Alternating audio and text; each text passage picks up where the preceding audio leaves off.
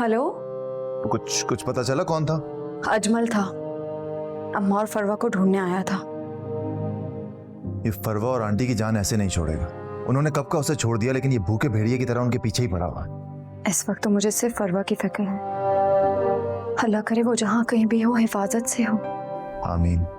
हाँ, तुम्हें ये भी बताना था, रियाज भाई ने अजमल को गोली भी मारी थी और इर्तिजा ने उसे अरेस्ट करवा दिया है। खुदा का शुक्र है। और अब मैं इसे बाहर नहीं आने दूंगा। हाँ प्लीज। तब तक तो बिल्कुल भी नहीं जब तक फरवा नहीं मिल जाती। उसे लॉकअप में ही सड़ने दो। हारिस। हाँ, सुन रहा हूँ। भाई अम्मी का सुनकर बहुत दुख हुआ। मैं तुम्हारा दुख बांटना चाहती हूँ। हेलो हारिस। चलो मैं रखता हूँ, तुम ख्याल रखना अपना।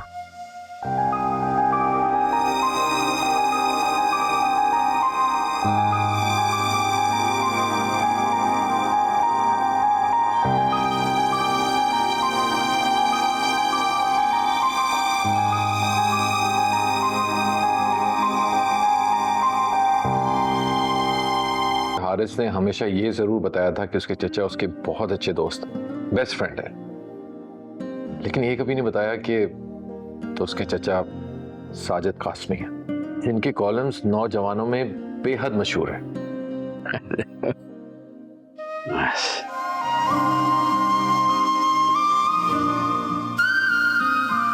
अब आपके साथ तो एक नहीं कई बैठकें होनी चाहिए। हारिस आता रहता है, तुम भी आ जाया करो उसके साथ जब दिल चाहे। जरूर, I love to. Thank you so much uncle. माशाल्लाह क्या दरवेशी पाई आपने।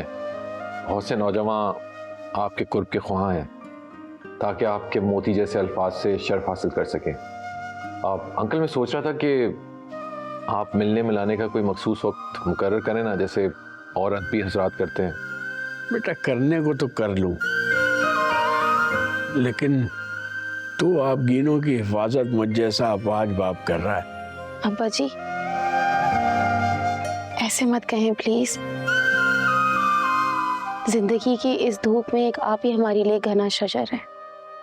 नहीं बेटा, हकीकत से तो नजरें नहीं चुरा सकते ना। आज वाला वाकया ही देख लो। जब तक महफूज हाथों में तुम लोगों को नहीं सौंप दूंगा, मुझे सुकून की नींद नहीं आएगी। अंकल बस यूं समझ ले कि मैं और हारिस भी आपके बेटे ही हैं। तुम्हारा बहुत एहसान है बेटा। अर्शी जाके देखो, अस्मारा अभी तक चाय लेकर नहीं आई। जी अब्बा बस ले आई चाय। वो कबाब फ्राई कर रही थी इसलिए मुझे थोड़ा सा टाइम लग गया, लेकिन सोचा पहले चाय सर्व कर दूं उसके बाद कबाब ले आऊंगी। ये तो बहुत अच्छा किया आपने। चाय की शदीद तलब हो रही थी मुझे। मैं कबाब लेकर आती हूँ, फ्राई हो गए होंगे।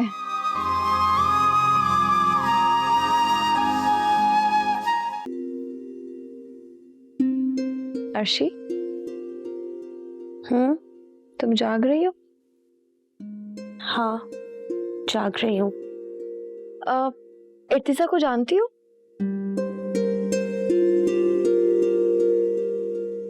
जानती हूँ, वो कजिन है सनिया का। कितना हैंडसम है ना?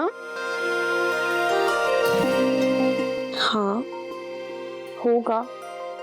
होगा नहीं, है बहुत हैंडसम।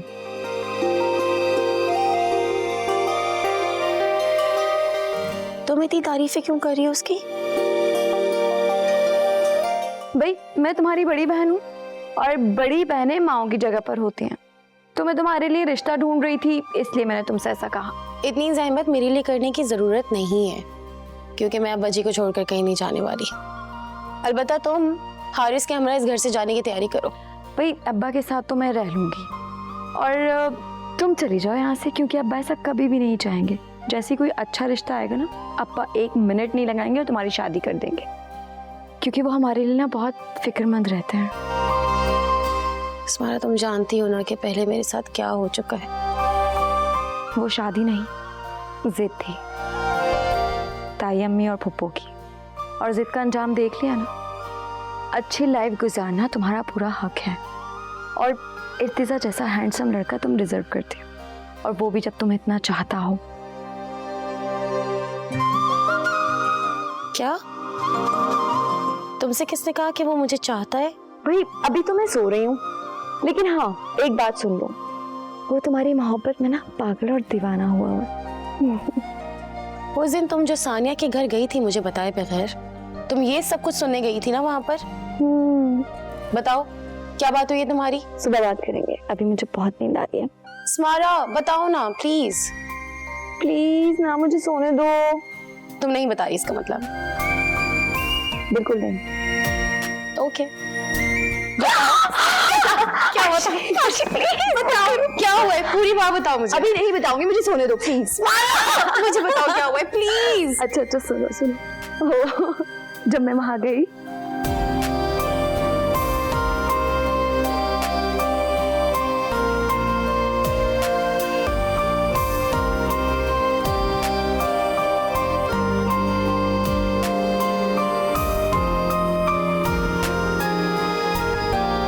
माँ, अजमल की खबर मिली कि शायद वो पकड़ा गया है। क्या क्या सच में पकड़ा गया है? अम्मा कुछ पक्का नहीं कह सकता जब तक अपनी आंखों से ना देख लूं। आप लोगों को यहाँ पे कोई खतरा नहीं है, लेकिन फिर भी एहतियात कीजिएगा। हाँ हाँ बेटा, तू हमारी फिक्र मत कर, तू खैर खैरियत से जा। देख, हम तो मुसीबतों और परेशानियों से उससे पनाह ही मांग सकते हैं, आगे क्या होना है वो तो सिर्फ अल्लाह ही जानता है। बेशक, अल्लाह खैर करे। उसने पहले भी हमारी मदद की है, आगे भी वही हमारी मदद करेगा। बेशक मैं बेशक, चलता हूँ। अल्लाह के हवाले। खैर से जा, खैर से जा। अल्लाह तेरा लाख लाख शुक्र है मेरे मालिक। अम्मा, हाँ, हमें अपनी हिफाजत के लिए कोई तो इंतजाम करना होगा ना? हाँ, कह तो तू ठीक रही है। अच्छा, हम ऐसा करते हैं कि वो जो घर में मिट्टी का तेल पड़ा है ना, उसको गेट के पास रख देते हैं। अगर वो यहाँ आया ना तो उसके ऊपर डाल देंगे। आग नहीं भी जलाएंगे ना तो खाली तीली जलाने से ही डर जाएगा। सही कह रही हैं आप अम्मा, ये बिल्कुल सही आइडिया है। हाँ, तू ऐसा करके उसे लाके गेट के पास रख दे और एक माचिस भी अपने पास रख ले। अभी रखते हैं। अल्लाह तेरा लाख लाख शुक्र है, शुक्र है मेरे मालिक।